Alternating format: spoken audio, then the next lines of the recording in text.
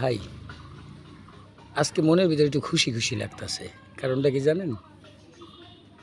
কারণ জানেন আমার ভাই মারা গেছে গ্রীষ্মে বসে সে মারা গেছে। তো এতদিন মানে একটা টেনশনে ছিলাম, আসলে ভাইটা গ্রীষ্মে মারা গেল, সো বাংলাদেশের মাটিটা কি তার কপালে হবে না?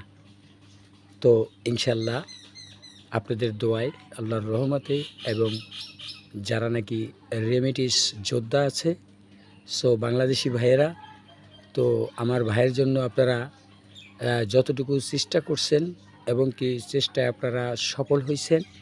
সো আজকে আমি এই একটা ফর্ম পাইছি, ফর্মটা পূরণ করার জন্য।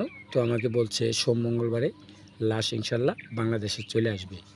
তো রেমিটেন্স যোদ্ধা যারা আছেন আমাদের গ্রামের আশেপাশে, বাংলাদেশে যারাই আছেন, সবার প্রতি আমার সিলট, যে আপনাদেরকে অসংখ্য ধন্যবাদ।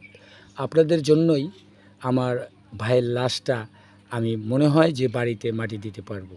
তো ভাই, আপনাদেরকে অসংখ্য অসংখ্য ধন্যবাদ এবং সবাইকে সালাম। আসসালামু আলাইকুম রহমতুল্লাহি বরকাতুহু।